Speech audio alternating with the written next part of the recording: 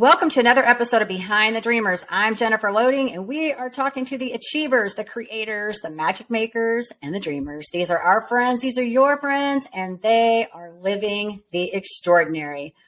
Well, here we are, another episode, and I've got an amazing guest on today. I am super excited to welcome him onto the show, but just to give you guys a little bit of teaser of who he is. As a former network executive at MTV Networks, my guest discovered talent and developed new ways to support their goals. He pioneered how brands and business owners could contribute to their public narrative by making them stars and producers of their own television series. Early hits included Punk'd, The Osbournes, TRL, Eighth and Ocean, Wild 'N Out, and The Challenge. Since then, he and his team have continued to be well-trusted connectors who develop and distribute original content across all media platforms, especially podcasts, which is exciting.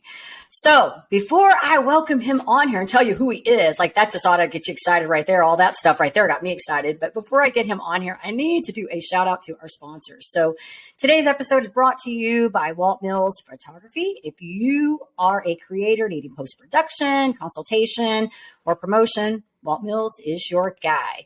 Whether short films, YouTube production, photography work, or a new headshot, he can help you find a solution to fit your needs.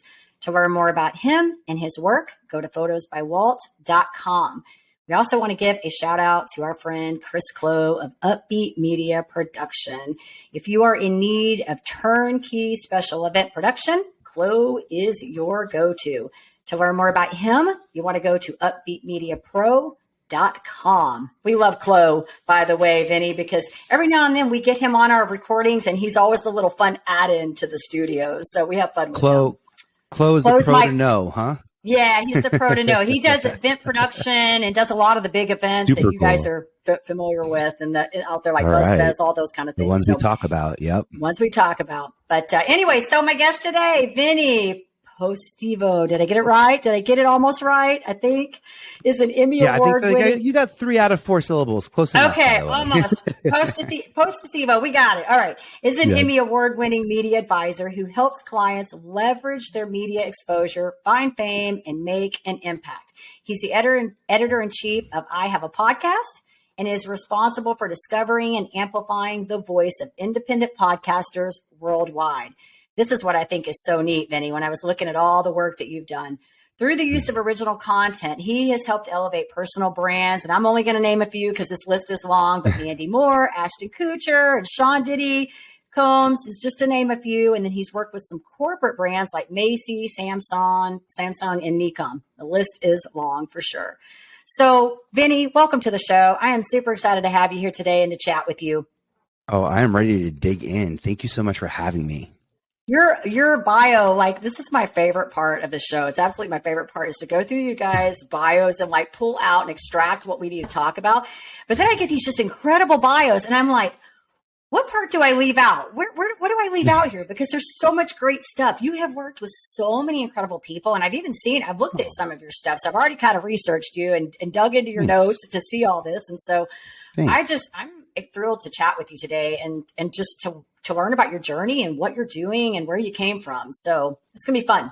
Oh, yeah. I'm glad we're doing this now versus 25 years ago when I was in the thick of it at MTV and we were following our gut and intuition and the communication that we could have between each other. And looking back now, I look at all the mistakes and successes that we had, they had, and make sure that we as business owners don't hit those mistakes. I really believe in the power of content. I've seen how a TV show can change Ashton Kutcher's life, Sharon Osbourne's life, Jessica Simpson's life. I've seen how TV can do that. And the power isn't in the show. The power is in the audience. And now that we have the ability to own our audience, no one owns podcasting. That's the best thing about podcasting. No one owns podcast. A couple of big companies, but nowhere close to owning the category. And we are building this podcast industry brick by brick, bringing our experiences from many different types of career fields. I appreciate the podcast economy. I love how podcasting economy fractures the global economy, how I can find articulate, well-spoken people who who know how to create and research and produce content in every market possible now, from science, nursing, math. I mean, I literally can go down the path. And if I was booking talent at a news station, at a local news station, if I needed, it's tax season, I'm looking for the most articulate, person to come in and talk about taxes or relationships or home buying advice, I would be looking for the experts who are actually doing it in their career fields, who found the way to stand out, and specifically in podcasting because of the reach. So that's a brilliant way to stand out nowadays. And we have so much control over where we get discovered and how we get discovered. And I really love using this word ownership over and over again, because I didn't have that at MTV. The thing you have that Sharon Osbourne doesn't have is a show. You own it. She doesn't. She doesn't own any of the shows that Jack Osbourne sold. Plenty of shows after the Osbournes. He doesn't own those shows. That's not how, unfortunately, that's not how the media market, the mass media market in America works. It works differently in other countries. There are reasons why people sell shows to, in Switzerland, for example, or in Sweden and other Nordic countries that allow the creator to retain rights and then come back to America and license them instead of selling them. So I love helping independent creators figure that out, because we are the business owners. We are the brand owners. I learned from Beyonce and Ashton Kutcher and the best of the best who had to go through TV to get their stories seen so that they can make the change that they knew they were capable of making. And I love that I get to do that on this side of content now. Wow. And I think what's so great about this story too is that, you've kind of walked that walk. You've gone through it and sort of learned what's the ins and the outs of this. And when you were talking about finding those people that in real estate or accounting, whatever, I'm like, you're probably pretty good at that too. I mean, you can probably spot those people out. You're like, I'm going to dig through this. And I think that's a great talent, right? Like, it's a good talent, because there are a lot of, and I think it's in everything that we do. There are a lot of people that are really good at what they do, and there are a lot of people that are not so great at what they do. So, and you have to have that eye for saying, who are those people that I can really help take from this point A to this point B, right? Oh, my mind is like ping-ponging names and shows right now. For years, that's what I did. I had this skill set, and I would wait, that I loved, by the way. I had a skill set that I loved, that I learned too. And I was able to use it when I was called on by networks. And then at first it was a lot of fun. At first it was go find Housewives of New Jersey, and how could that franchise be different than the other franchise? Like, at first it starts to be like, you're looking for interesting, unique, dynamic people. Then if you're going to build a company that's a service, if casting is the service, then you ultimately have to scale based on what the service requests are. And it got to a point in TV where I didn't want to find people based on if they were single or if they were in a tumultuous relationship and possibly considering divorce or trying to get pregnant but didn't and want to figure out how to grow a family. Like, there's weird, crazy constructs that come in working with TV. And I felt like the thing that makes, the thing that works in TV is episode count. That's what you get paid on, episode count. So production companies want to make as many episodes as possible. That's what they get paid on. That doesn't always benefit the talent. And I got into this media industry because of the people, because I wanted to be surrounded by talent. I didn't accidentally fall into casting. I got pushed into casting because all I would do is meet new people. Also because I didn't know a single person in the industry. So the only thing I could do is meet people. It's like I had no skill set other than trying to meet people. That turns out to be a pretty good skill set. Networking turns out to be a pretty good skill set when you're hired to find talent. And the coolest thing is that I was director of talent development at MTV. I can name hundreds of people who now have that title, and they're running HR departments. And I think that's so cool that casting and HR are so closely aligned, especially in the words we use, talent, our company talent. That defines the scope of people working for us, as opposed to a creative skill set, Also, we are all creators. Some of us by trade and some of us by technology. Some of us are creators because we communicate on creative platforms and we've been forced to be creative. And I like really helping people lean into their strengths. And I found ways to help people get their goals through media. If your reach is high, you need a platform that supports you. And I help people build that platform slowly, and I support them along the way. And everyone's platform is completely different, but they accumulate success along the way. And that's why most of the people we've even talked about so far, none of them, their goal was TV. TV was always a leverageable tool to get the impact that they knew they wanted to make. Ashton Kutcher didn't come to MTV because he wanted to host a show called Punk'd. He came to MTV because he knew the MTV audience, and he knew he could create a show that the MTV audience would connect with. Punk'd wasn't the first idea he gave us, and it wasn't actually a concept that he pitched, but it was a concept in development back and forth with him that we landed on. And who better than him to do that? By the way, there could have been other people. I can give you a short list of other prank shows we were maybe looking at back in the day that I can see Redman and Method Man hosting, like in the old, like late 90s of MTV. But Ashton took the prank to Punk'd. He elevated it to, it's not about aha gotcha. It's about what? How did you believe this? Like what version of reality, what world are you living in that says something about community. That says something about culture. And I think that was a secret sauce to Punk'd, and why our grandparents use that word now, and our nieces and nephews use Punk'd as like it's until the show came out. I mean, obviously punk was a word beforehand, but it didn't quite have the meaning, the elevated meaning, that it means now. And to work with those 1%ers to see how they were able to be successful in their current projects and then leverage those projects. So like Ashton came in, pitched a show, got the show helped him launch his production company that he sold. And then and doing all of those moves, was able to take money and start investing in content and investing in businesses and platforms and Uber and PayPal and so the story Twitter. And so the story goes, and gave him the space to control his narrative, where in the 90s, to be honest, Ashton was up against is he just a pretty boy in movies? Is he just the golden boy of TV? Could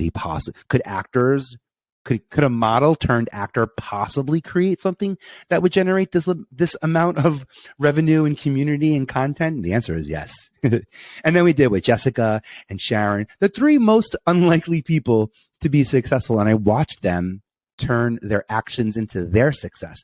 What they did wasn't successful. How they did it is what turned into their success. And I'm obsessed that I got to be in the room.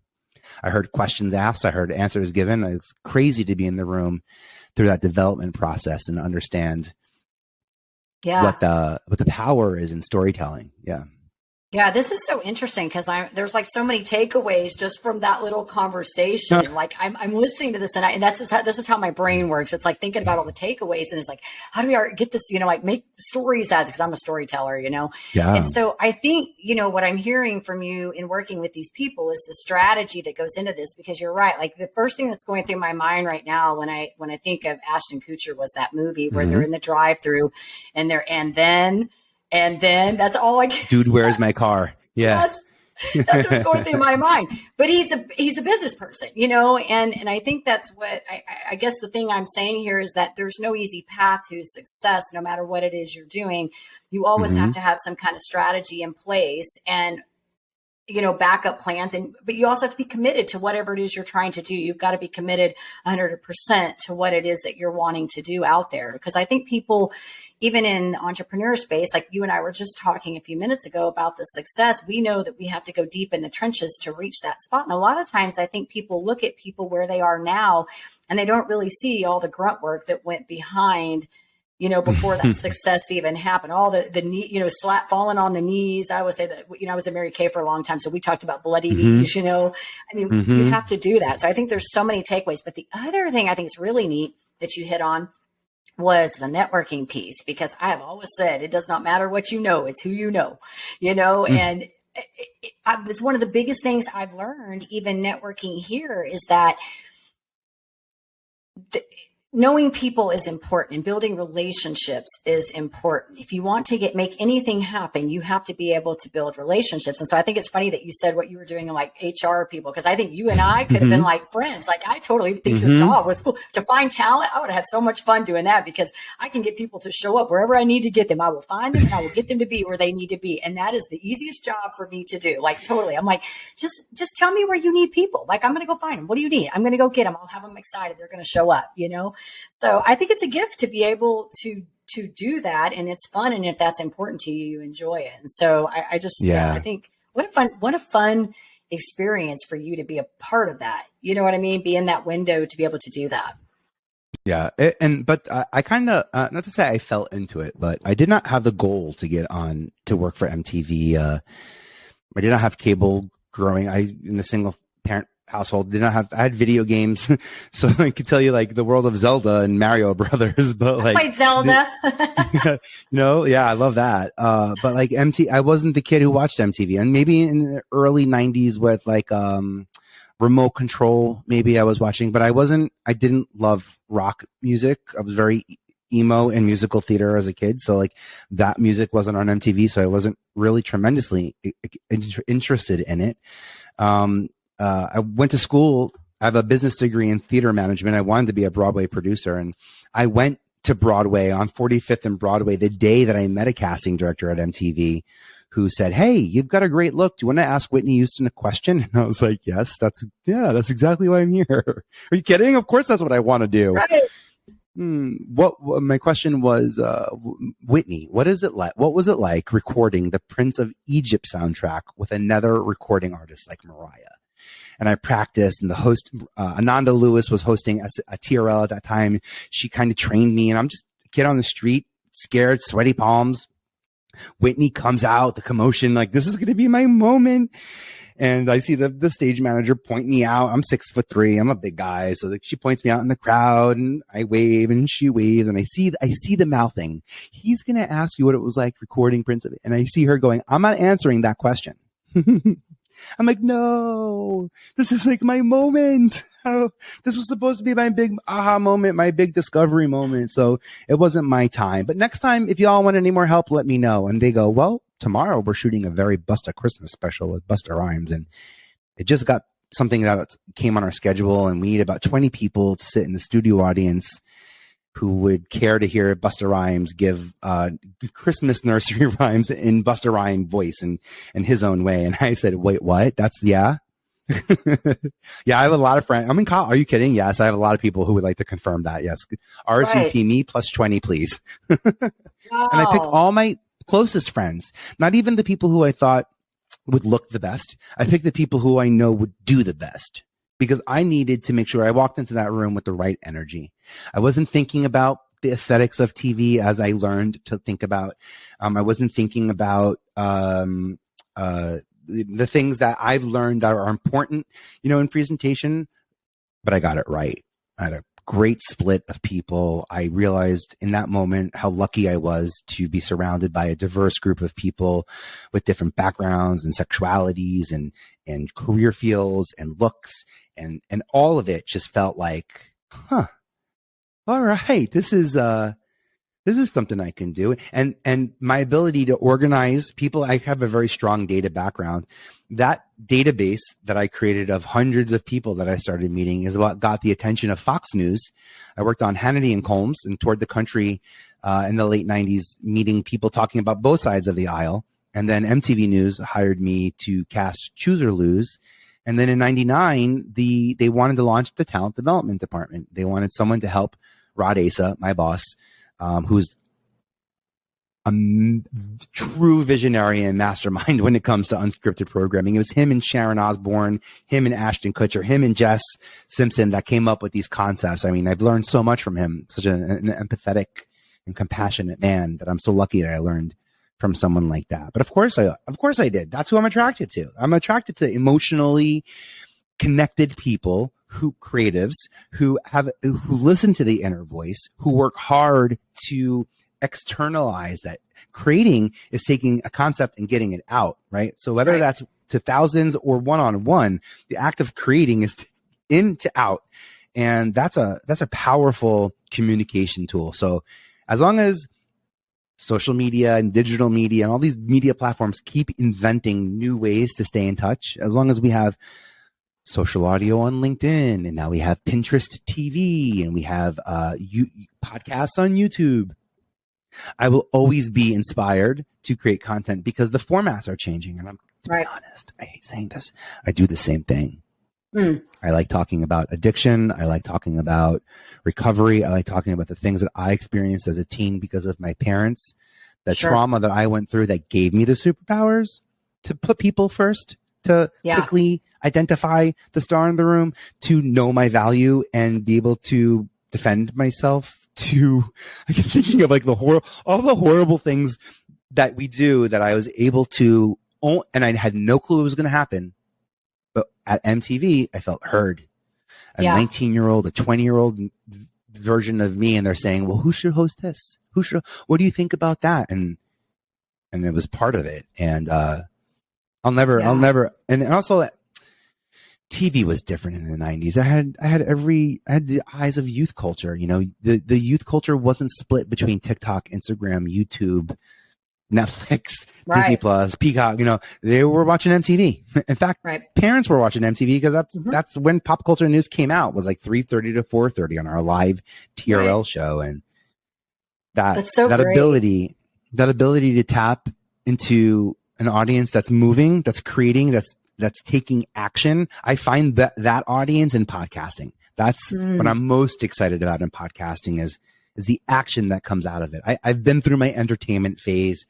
I've been through my walk in the heels of the women, the housewives of New Jersey. If you want to feel what it's like, I've done that part where you get to sit comfortably in your couch, get your ice cream, drink your wine, finish your dinner. I've done that part. But now when you hear my voice, be propelled, to be inspired, to take on responsibility, to be part of someone's, actions and contribute to a larger conversation.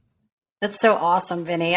You were giving me chills. Like I just think your story is so neat, and I think just thanks. I always talk about, when I work with people about our paths not being linear, like when you said, I sort of kind of fell in this, you just happened to be at the right place at the right time and sort of kind of fell into this and you've evolved as, along the way. And I think that's what's so great about what we do, because if you really start dissecting all of the pieces of the work that we do, they're different things, but there's little pieces of them that all really overlap. So you probably, you've just had this, I'm listening and I hear you had this gift of getting the right people, finding the right people and helping those right people, right? So that goes all the way back to you organizing those people to show up when you needed to get them to that event, right? Like getting the right demographic and all of that, the right people there. And I think that's a gift. I think that all of these things that we do, it's really finding where we're good, and then how do we take that and evolve that into our purpose and our passion. Like, right, for you, it's finding these brands, helping these podcasts. And I think I just love it. I think your story is so awesome, and it's fun to hear you talk about it. Like, this is why I love doing what I do on this podcast, because I just love hearing the stories. I like hearing the journeys of where people have just moved along and evolved. And so congratulations on all the work that you've done and that you're doing now. Thanks. Well, first off, a shout out to the therapists who helped me reframe my history in a way that empowers me. That's what happened. When I was 19, I basically, someone told me that we had the power to change our stories, and that the version of the story I was telling, when people say, "Hey, Vinny, who are you? And tell me about yourself." I mean, I would say things that I wouldn't even say on this podcast, knowing that I can't believe I would talk about myself. I would never talk about anybody the way that I was talking about myself. It was a weird feeling when, by the way, I had that feeling last year when I was, you have a great camera and it seems like have great connection. I realized I was using a 720, not high definition camera. And I'm like, wait, I'm the person who's putting myself in not HD. Like, I'm the one who's not being crystal clear, and you can't see my eyes in this video because I chose to put me. I would never choose to put a guest in something less than. What am I doing, Vin? Part of that is the defense mechanism, the coping mechanisms of putting people first. I show up for other people before myself. It's very hard for me sometimes to invite people to things that I'm doing. For for lots of reasons. I blame it all Sure. on my parents because that's what they tell us to do. It's not really all their fault, but mostly, mostly, right? And I think that I'm joking, by the way, when I say that. Yeah, And I realize that I can't wait for how about this? I'll get back on track. I can't wait for my parents to give me what I'm looking for, because they weren't capable of giving it to me because of drugs and relationship issues. And I realized that I had to take matters into my own hand. When I went to school, I changed the spelling of my name from Vinnie with a Y to an IE. Now I'm accepting my sexuality, and I'm making it part of who I am. Not a small part, but a proud part of who I am. Sure. My name is on my company. I talk about what a journey. Like, this has been, and there's something in my industry called LMNO, leave my name off. Like, I'll do the work, but LMNO on credits. Like, I'll get paid, but don't put my name on it because I don't want to put your name on there. Let the world see what. I never understood that, and I couldn't be prouder to be partnering with people. And I look back at unscripted TV, and like Jessica and Ashton, I trusted them to go ahead and make great content that I didn't tell them what they made decisions, and we sort of got to make something of it. Podcasting is similar to me. I don't get to tell you what to ask me. I don't get to tell you what questions come my way. Right. I don't even have final control in this episode, which is why I love it, because I have final control too many times in my life. And I'm like, am I over editing myself? Is there? And it's true. It's absolutely true. We do. And being a podcast guest allows me to see a slightly unique and different version of myself that other people see in me that I love. I got to be honest. I love that part. Yeah. I think that's and I think it's good too, because I mean, being a fellow podcaster, it's always fun to go on the other side and see how somebody's doing something. And I always say that even the thing I love is, like, every episode that I do, I learn something new. Like, it's either some kind of takeaway that I can apply, because I'm working with so many people. And what's really neat is, even in what I'm trying to build right now, all of these conversations. I mean, my old show, I interviewed 100. I think I put out 170 episodes. I've talked to a lot of really cool, amazing people. And some of those, I mean, like, I interviewed Cass Haley. I don't know if you remember, he was the runner-up on America's Got Talent. His song was on the Lincoln commercial. I interviewed him. I interviewed Shemaine Nugent. I mean, I've interviewed some really cool people. And I've learned so many neat things just from all the different people. So for me, as a fellow podcaster, I just love these conversations because I just feel like you learn things, and it's great to be on the other end of the guests and just see what they're doing and the style. And I just think you make great connections doing this kind of stuff. So kudos to you on overcoming your adversity, because I think, what doesn't kill you makes you stronger. Right. And I think we all have these crazy stories and they're all different. They're all relative to who we are. And I was having to tell somebody the other day that I'm going on somebody's podcast here, I think next week. And she's another, I think she's in her 50s, just did a bodybuilding competition. I think she was on Fox. She's a phenomenal lady. But she asked me all these questions on this Google Doc that I had to answer. And it's like, what's something that probably somebody doesn't know about you? And I'm like, so I'm trying to think, because most of the people that I met in the last few years have seen me like I am now. They don't know, like I said, all, where I started, how shy I was in the very beginning. But I was like, I had to come up with something. And I'm like, okay, like, the one craziest thing that I can think of is that I was married to this guy right out of high school that was a druggie. He was abusive. And I had to file a restraining order on him. I was only married to him for 2 years. I left him, filed a restraining order, and then he started threatening me and said all these nasty things, and that was the end of it. But that was like, I had to think, like, because people look at you and they sort of, like we said a few minutes ago, they look at like you're like this perfect cookie cutter, right? And then you realize, no, none of us are cookie cutters. Like, we don't come out of a mold. We all have stuff we bring with us, and we have to evolve and learn how to work through that, right? That junk, that garbage, to build what we want. Right. But I think it's through that adversity that we become what we are, and how we become stronger and better and passionate about the things we're doing. So congratulations to you on that. I think Thanks that's so awesome. much. Yeah. Thanks. That's cool. Yeah. I mean, I don't think a lot of people will get to say that they were the head of talent at MTV or worked with some of those people. No. But I do think a lot of people can relate to not knowing a single person in the entertainment industry, or not knowing a single celebrity, or maybe like you even get access to one and now what, by the way. Can I throw out some tactics? Because you said that you Yes, love that was learning. going to be my next question. Absolutely, yes. There's some ego. A little piece of my ego just popped in, and I was like, "Oh wait, Vin, make sure you give her the good stuff." Yes. So yes. Well, you've given us a lot of good stuff, by the way, Vinny. It's been really Thanks. good. It's been good. But yes, we did. That was my next question because we've talked about, we've led up to, I think, several times. But yes, tell us. We were talking about giving some tips out for helping people elevate their brand or just getting discovered. All of it. All right. So whatever you feel inclined to tell us. Discovered. So let's talk about how to get your podcast on TV. So for example, if you're looking to get your podcast leveraged into mass media, first off, I want to start off by pointing out 3 sectors of media: mass media, social media, and private media.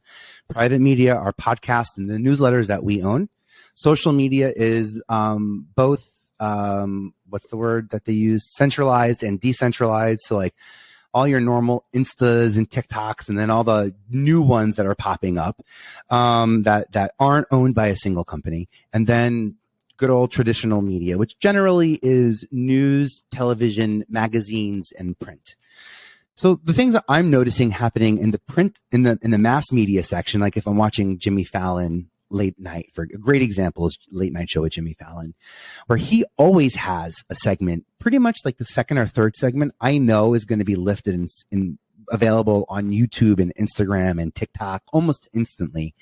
It's a segment that's quick and fun. We call it in storytelling, it's bookended, meaning I know how it begins and I know how it ends. It's very concise. It lives on its own, and they're creating it specifically for the sake of you enjoying it, loving it, laughing it, and then more importantly, sharing it on social media. And what Jimmy isn't doing is increasing visibility. What he didn't do is take out ads, and every single ad break is the Tonight Show, visibility. He didn't increase visibility here. He increased shareability. And a lot of us who are looking to get discovered tend to want to increase our visibility. If we can be more visible, we'll be more discoverable. And what I want to help you figure out is how to be more shareable. I actually think with more visibility, here's what I think. I think visibility works when someone's ego who sees you and to whom you are visible to can now share you. There's a piece of that person's ego that is rewarded by sharing you. Mm-hmm. Oh, Judy, you're going to love this person. I just had this. Oh, I'm calling up my friends. I'm sharing, the podcast with them. I get something, social proof, social credit. I don't know. I get something from my group of people, colleagues, friends, family, church community, whoever it is that I'm sharing. I get something out of sharing you. There's an ego, there's a piece of return on discovering you and sharing that information out there. And I think that when your visibility is keyed up and the impression that everybody has access to you, then I no longer find it valuable to share your information, because people might not find me valuable if I think you're valuable and they already have access to you. And then instead of asking Samantha, Sam, do you know Jennifer? Instead of asking, I say, oh, Jennifer again? Right. Oh, that song again? That movie's on again? But when that movie first came out, oh my gosh, the movie's on. You gotta watch it. Oh, I have cable. Come on. I have HBO. Come on over. I'm discovering, this discoverability is all about sharing. Yeah. And I want to point that out. I want to point that out that if we can be more shareable, if there was one metric that I were to look at in all media or social media, that it would be sharing. That if you're loving this episode, if this is the episode that gets you to share a 5-star review with Jennifer, and if this is the episode that gets you to finally log on to that platform where you found us and just leave a nice, well-written message, take a snapshot of that and share it with us. And then we can share that out. By the way, if you do that, please tag me, because I'm obsessed with the 5-star squad. So I will see you in the 5 stars. That's think about this too. If you were to ever have like a 5-star, I'm thinking of in the future of podcasting, because podcasting will be very prevalent in the future, the same way radio still is, by the way. So be very prepared for businesses and world leaders to continue to emerge out of what we think might emerge out of this media platform, the same way that television and film and news platforms have given us world leaders globally. I'm not just talking about America over the last few years. Be careful about that topic, but you know, they're public figures, and the responsibility really matters. So visibility, if you're looking for more discoverability, works when you increase sharing. And that's like a big, when you can help people feel like they discover you, you know, oh, I found Vinny, you know, I found, you know, Right. That's ego. And that's something you have to be mindful of, that is true and honest and exists. I'm careful not to feed it too much, because, you don't control the ego. Ego is emotional, and it, Right. As long as you're very crystal clear on what that ego is supposed to do, it should do, you know, what you want. But be careful, you're playing with dynamite. I'm like, you know, you come to Jennifer to learn how to build your fire and where to source your wood and where to get the match. And you call me when you're ready for me to come with a gallon of gasoline and we're ready. Let the world, yeah, right. That's it. That's exactly it. I love it, Vinny. Love it. Love it. Shareability. That's going to be our learned message, right? Yep. Also, by the way, there's this piece of what I can do and what I want, what I can do and what I am doing. And when I can do gets higher than what I am doing. And often it does. And it should, by the way. I should always be doing something and then be aware that I can be doing more. But when that space gets, I don't know, dramatically large, I feel like that's where the devil creeps in, and you know, imposter syndrome and lack of clarity. Should I be niching down? And I will tell you, my strategy on niching down is no. No part of me is ever going to ask anyone to make themselves smaller. Never, ever, ever make yourself smaller. Ever, if you don't want to or don't have to. I'm not here to tell you what to do, but do not make yourself smaller than niche down. Make the message, make the product, make the conversation smaller. You know, Santa Claus shows up to us in lots of different ways. He hasn't niched his audience just because parents know this and kids know this. They're the same man. We just understand different touch points of him. And I think that's what we need to be better at, is understanding how certain audiences perceive us and how those audiences can work together on that combined reality of who we are. And that's powerful, right? Kids believe in the magic. Parents are the magic. That's an awesome relationship between two audiences that can build strong community. Obviously, yours family, so it's a big opportunity to stand out. I'm a big fan of that. I also love telling people to win awards. You know, there's like shame in awards. Win awards. I have 100 awards worthy of winning. Go out there. You're not winning it for you, to be honest. You say thank you to everybody. 15, 20 people that you got to thank in your thank you speech. Credits. I'm big on people getting credits. Get your credits. IMDb, Internet Movie Database, this month created the ability for podcasters to have the podcaster title. Usually it was actor, actress, or self. Now we have the ability to be called podcasters. To me, that means that Google and Amazon are talking. There's going to be some type of snippet that sees that I'm a podcaster on IMDb, and I'm waiting for IMDb, you know, little snippet in my search results with my most recent episodes pulled up from IMDb. I'm waiting for that to show up in my Google search results. That's the power of podcasting. Yeah. Thank you for that.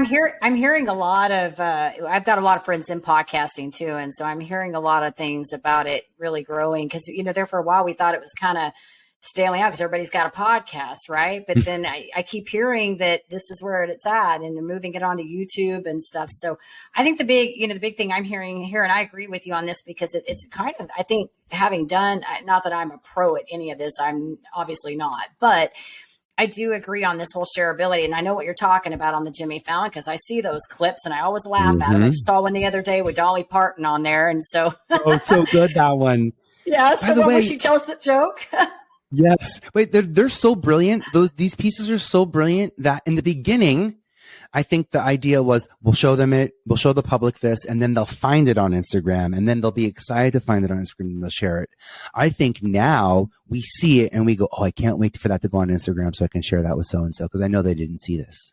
It gave me the opportunity to discover the Dolly Parton clip, by the way, and send it to a couple of people on Instagram. That's what I'm talking about. The power of sharing. Yeah, she's so good though. Yeah. He's so good with her too, though. They're brilliant. Yeah. Well, and it is smart. I mean, it's kind of like one of the things I learned even in the very beginning that, when you're doing these podcasts, you really got to work with the people too that are guests on your show. And so that's why I always say, my goal whenever I do a show is I want to make sure that my guest has a great experience when they walk off, because there's no point in us just going on each other's podcasts if we're not supporting each other either. You know what I mean? Yeah. And so it's really about how do we help each other and support. And so I think, you're saying so many things, but I really love the shareable thing. And so thank you for sharing that. You said a lot of great of course. things, that's the one that's sticking in my mind. And I'm always thinking about Power that of when you're sharing. thinking clips. How do you put something out there that people are going to look at and go, hey, this is really good. I need to share this. So you're doing some good stuff. You mentioned, because you say you called yourself a storyteller, and we talk about having stories. So here's one piece of like implementable advice I want to give. If you've got a lot of stories, if you think a story is relevant and you might want to pitch it to an editor, maybe on a blog or a newspaper, position yourself as the source, not the story. Position yourself as a credible source. And here I have I don't say a 5-rule way to do it, but when I'm meeting people who don't know me, who might understand what I've done if they care to look at some of my history or bio, but sometimes I don't even get past that first sentence. So here's my 5 kind of magic way of doing it. I say, here's the first 2 things I've done. I've done these 2 things in the can. You can't touch them. I've got something right now on my plate that you could have an impact on. What kind of question, what kind of answer, what kind of soundbite would serve you if I were to ask the person who I'm about to sit down with, how could that help you? And also, I have 2 more people in the future that I've got, planned. So I'm able to say, here's what I've done, there's what I'm doing, and here's what I've got going on now. And what I'm trying to do is give you the ability to see my past, so you see how credible I am at showing up, being consistent, creating content that hits air and wins awards and makes impact. I need you to see that so you can believe what I believe can come from the podcasting world. Because I'm asking for faith. I'm asking for grace. I'm asking for space to believe in something that isn't quite there yet, but is quickly growing into it. And for the people who say it's a small, and also this space is growing, we're in it. We're the ones. How many episodes have you had? This show, I think we're on 48. Well, actually, I've recorded episodes.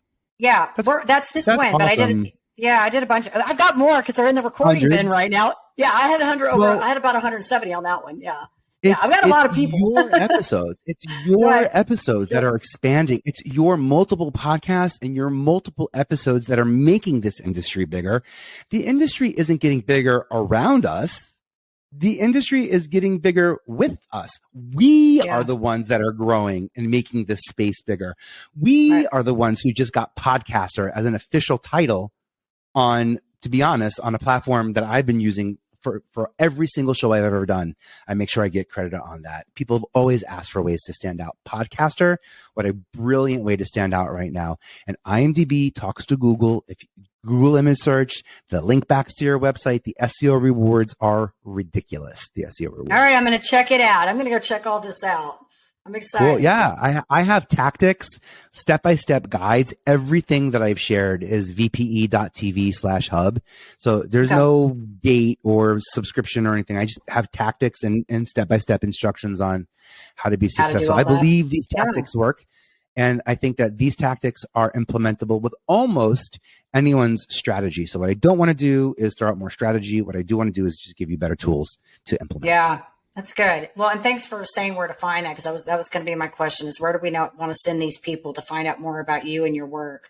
I do want to ask you, awesome. I'm going to ask you that probably one more time before we get down here, but I want to ask you one more question in all of this, because I think this is like one of my favorite questions. And this is why I feel like it's the personal journal here is what have you learned in this journey? Like, what do you feel like has been the big takeaway for you? That answers are predicated on questions. Think about that there are bias, an unconscious bias with a lot of questions. Sure. And the answers we land on are often shaped, informed by the questions. And I learned the best questions to ask are the ones that aren't questions. Tell me a story about being a child. Tell me a story about this music video. Tell me a story. There's no question mark at the end of that. that's a statement, you know? Mm-hmm. And I also, I think a lot, especially as we're curious and we ask questions based on the answers we think we want to hear, or we think are out there, that this world just God, so we think not even talking about neurodivergency. We are such different thinkers and creators. If I sat down with 20 people and asked them how they're making money in content, everyone would say something different. Every production company says something different. So I know that the relationship is there, but I think the questions have a lot to do with the answers that we're getting. And that's where I love being really mindful. That's why I love being a guest. Yeah. I love, by the way, I have a document. So you asked earlier, you said you got this form and it had all these questions. I copy all the questions that people ask me and I put it in my Notion, because I'm often wondering what people care, what's fascinating, what's not fascinating, whatever. But also I want to make sure that I have answers to those questions that help them out based on what I think that person is asking. You know, they might think my backstory is important because they might think backstory matters, when the truth of the matter is that history is a story. Mm-hmm. So like, what part of the past matters if it's the story of your history that matters? When I figured that out at 19, 20, I changed my name. I took out an ad on Backstage. I said, I want to be a casting director. And then my career was off to the gates. Right. That's not even that's not even the right phrase, but you know what I'm trying to say. Out of the gates. I think this is good. And I think you said something really good about the questions, because I do think that's important. And it's funny that you were talking about the statements, because that's one of the things that I have a friend here that worked, there's a podcast studio here in Dallas, and they're called Real News PR, and they do a lot of work with the TV, the stations. And so the guy that owns it used to be a reporter here. And, you know, we always joke that, like, or I don't say joke, but if he needs somebody for like Fox or CNN, he can find them. He can get a guest to get on there if he needs to get them. So one of the girls I know out of there, I know several people, it's how I got Shemaine Nugent on my podcast, was through there, because I knew people in there networking. Mm-hmm. And, one of the girls in there was a reporter. She actually covered Sandy Lake we're talking about the hurricanes earlier. Now Hurricane Sandy. Right. I don't know why I said Sandy Lake. Hurricane Sandy. Yeah. Is that what it was? I'm like, where did I get Sandy Lake? Wrong story. Anyways, I watched a lot of her work. And when you talk about like having that dialogue, you know, you can get a lot from people just by making a statement and letting them take that statement and answer, you know, like, extrapolate their own information to you, right? So just saying, tell me about that. Tell me about your days at MTV, right? And then you can go. That's it. As opposed to, what was it like working with celebrities? Because by the way, how do you know what, you know, and maybe I could have offered, by the way, I can't answer a question about MTV without talking about the people I worked with. So like, that's, you know, that's sort of like built in, but there's, even here's a great question. Life. Oh yeah. Tell me about life. We're gonna be here for a while, Vinny. This could be an all-day conversation if we start there, right? Question, life. Yeah. Tell me about your life. Yeah, you could just say that, life. Let them go. But no, that's an art, because I do think even when I first started podcasting, I didn't even know how to do that. That was like a new thing I had to learn in the process. And now I ask some questions. Sometimes I just make a statement and I just let them roll with it and let them go. And that's the beauty of this, I think. So this has been so fun. The power of silence. Like sometimes the best question is like nothing, and then people will fill that space. So yes, exactly. Vinny, this has been so awesome. I do want to say one more time. So if our listeners want to learn more about you, find out, you know, more about your work, where do I want to send them? Oh, thanks. I'm very reactive on LinkedIn. So find me on LinkedIn at any point in your career or time. VPE.tv is my website, VPE.tv/hub, HUB, like hubba. VPE.tv/hub is my creator hub. That's where I have documentation on the 99 awards worthy of winning, 50 creator platforms that are paying creators right now who are making content, who are asking, how do I monetize my content? I've got 50 platforms for you to sign up on, over 60 places to put your podcast in 2023 that are brand new as of 2022. Wow. If you're a medium-sized fish and you're looking for a smaller pond to stand out in, I've got the address for you. So reach out and say hi. Perfect. Jennifer, I really appreciate this convo. I love what you do, how you do it. And like, this is exemplary of the energy. Like, I'm in. Awesome. Well, I'm going to check out your stuff too. I'm excited. This was so much fun for me too, just listening to all of your story and what you're doing and all the amazing tips. Thank you for all of that. So I'm going to be in touch. I'm going to find you on LinkedIn. I'm excited about this. So I do want to say to our listeners, if you enjoy our show, please be sure you give us a rating on iTunes, check us out on Facebook, and then click the subscribe button on YouTube. Follow us there, right? And I want to leave you guys with a final parting thought. Same thing I say every week. In order to live the extraordinary, you must start. And every start begins with a decision. You guys take care, be safe, be kind to one another. We will see you next time.